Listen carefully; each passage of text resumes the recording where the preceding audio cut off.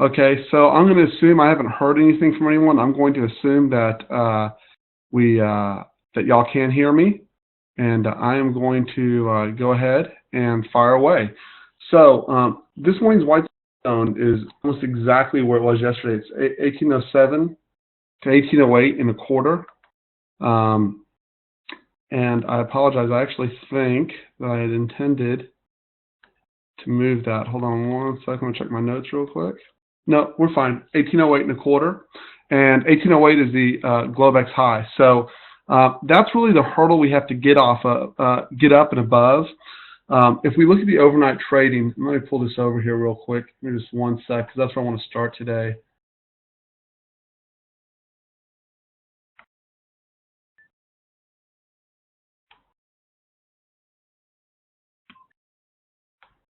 Okay, so let's look at the ES first on the daily. And let's remove this here real quick. And you can see that we have just a steady down, actually kind of lifted up a little bit, this downtrend line to about right here. Okay, we'll just redraw it and make it easy on everyone. So if we compact this, I do not know why this is not cooperating with me, but I certainly don't like it. It will not let me drag it. That's fine. Just small technical glitch. So if you can see, get rid of all these drawings here real quick. I'm running a bit behind. So I'm just going to take my time. We're going to cover as much as I can cover, and then we'll just kind of go from there. We clearly have this downtrend line going, and we're going to open right at this downtrend line. Okay, so it's the first hurdle, but the bigger hurdle is this 1809 overnight area right here, 1808, excuse me. Okay, and that was also yesterday's highs, right? If we can get above that, we actually have room up to 1812.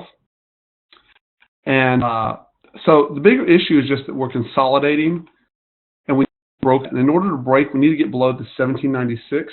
I have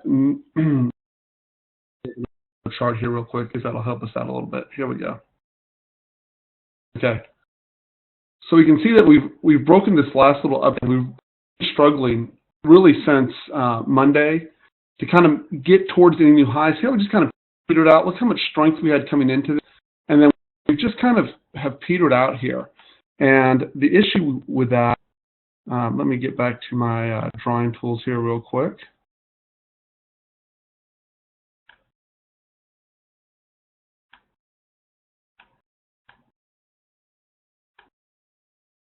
The issue that we're having right now is just that there was no strength on this push up. And usually what you would expect, what I would have expected, right, is that we came up here, we got tired, right, the first day.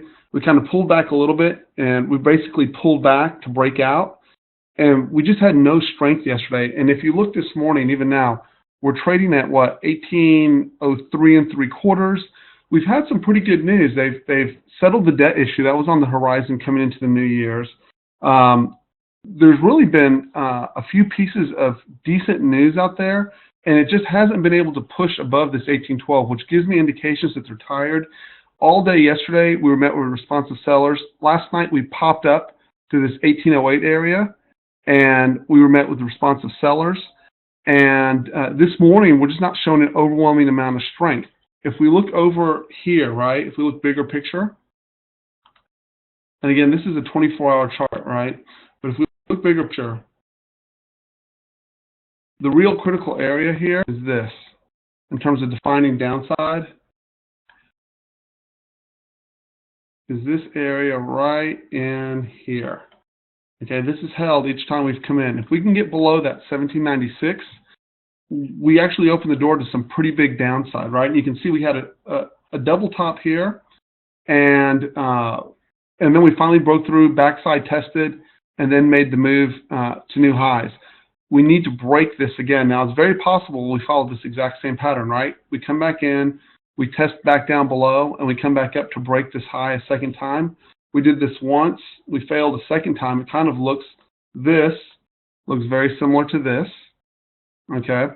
And so what we need to see next is, do we come back and break this high, or do we fail again and then come down to a low, or do we just go ahead and fail below 96?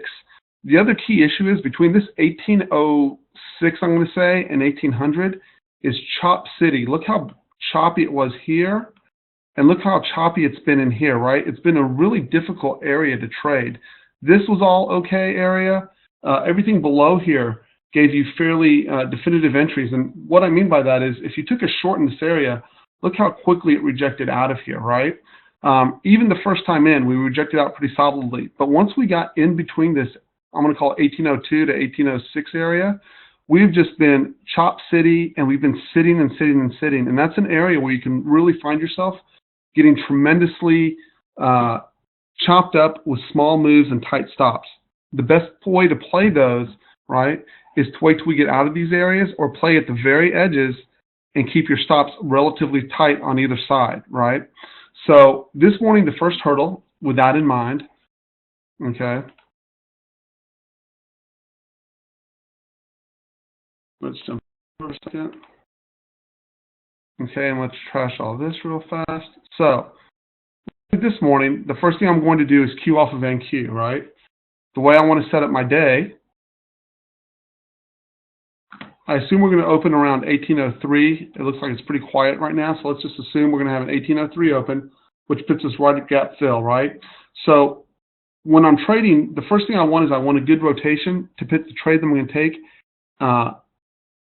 into my favor. So 1806 and a quarter is the back of the white zone. It's only going to be about a 3-point extension, right? So if I'm going to take a short in the white zone, I want to target the very back of that white zone for a trade. I'll almost certainly take a trade there, with one exception. If we have an open drive, we drive straight up into the back of that white zone with no rotations and no hesitation, I have to watch for an open drive higher, right?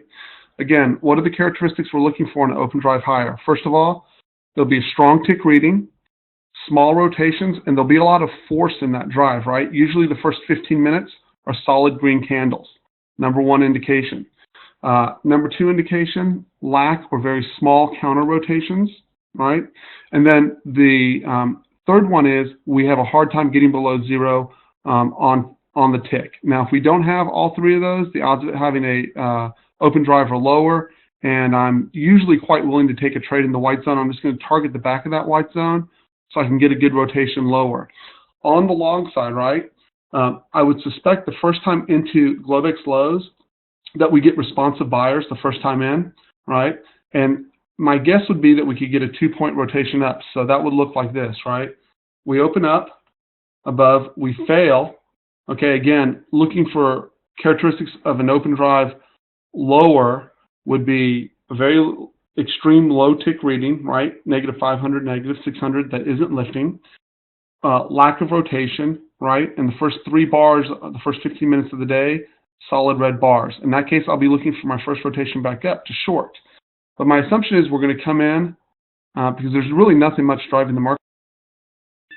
We'll test the Globex lows, and then we'll push back higher, back towards that gap fill, and then that'll be our question mark for the day. If we can push from Globex lows into the white zone, that would be the preferable short, right?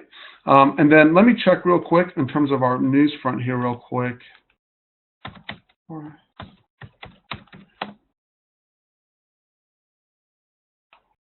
We had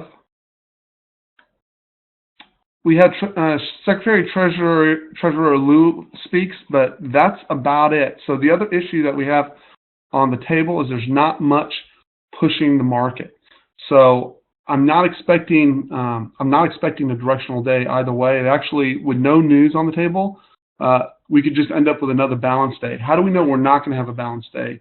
Okay, so on balance, playing the edges on either side, right, on a good extension, 6 points either way, which means if we open at this 03, right, that puts us conservatively at this 10 area right here, or on the downside, it puts us on the backside of this 17 as good trade location. That's 6 points away. The highest odds trades will be at this initial resistance, right, and initial support.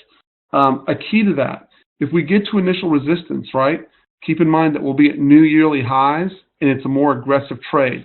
It's not that I won't take it. I might want it to be accompanied by tick divergence when I get up in there so that I'm not getting run over in any way.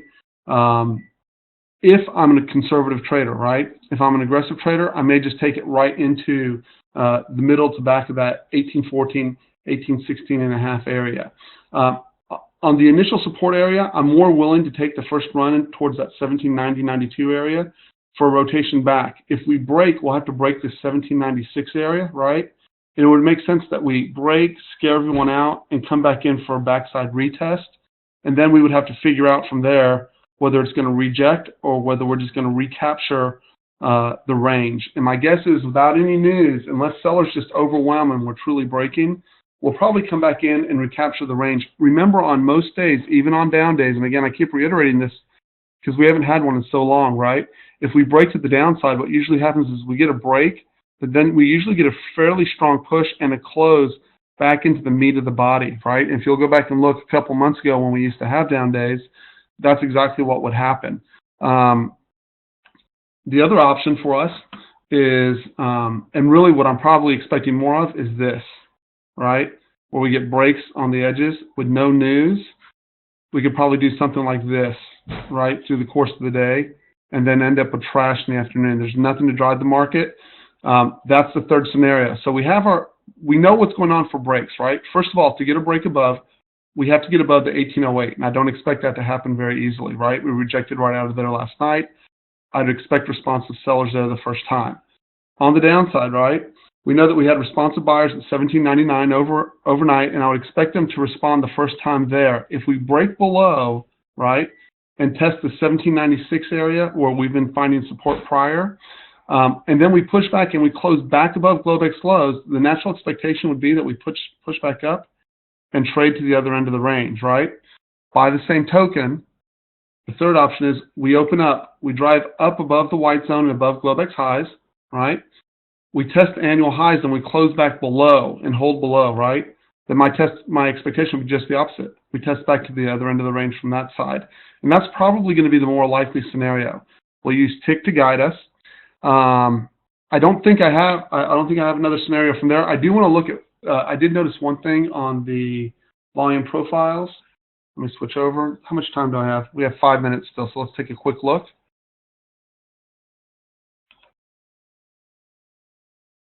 This is what I want to look at here. Hold on one second.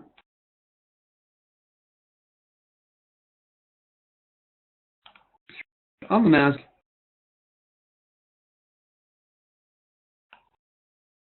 Okay. For the last 3 days, we've been one-timing. One-timing simply means, for those of y'all that are new, is that we have not penetrated the prior day's low in 4 days. Yesterday was the first day that we had done that. And what that sets us up for, right, is a change in character. It does not mean that we'll roll straight over. It just means that I have a heads up that we may not be driving straight up every day on the NASDAQ, and we'll go into balance. So that we have 3 options now that I'm more inclined to take, right? We could have some downside in a pullback here. If we get below this level right here, the 3,500, you have to assume that we have a failed breakout, right? If we get below and hold. The first test of that will be right at 3,490. It's where we responded last time. That 3,490 to 3,485 is where we bounced out of last time, right? If we can't get back above 3,500, it would put stronger hands in the sellers, and we really wouldn't have any support almost all the way down to this point right here. 3,420 is a plausible downside target in the next day or two if we have that. So we'll just have to see if that actually sets up. So this is something to keep an eye on. If we look over at the ES real quick. Here, let's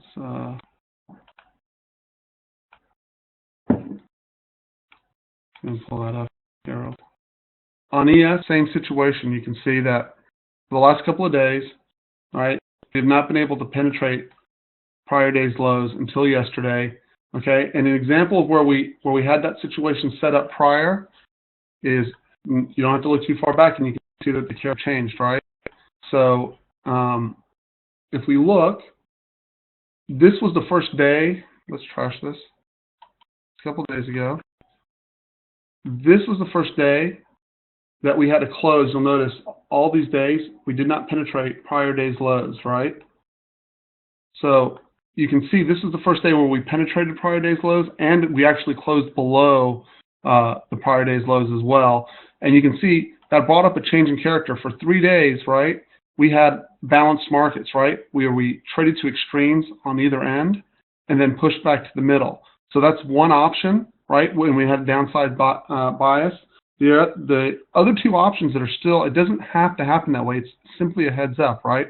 So the other two options are that, and we've done the same thing again after 3 days up, we've broken.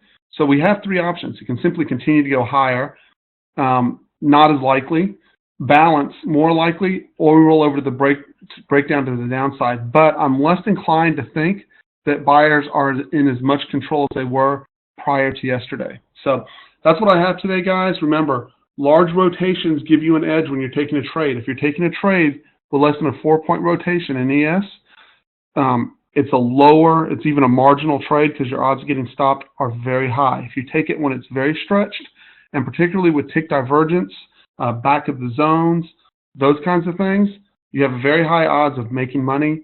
And just follow your trade plan, respect your stops, don't move them around, over trade. Anyways, guys, we're about to open. You can hit me on Skype.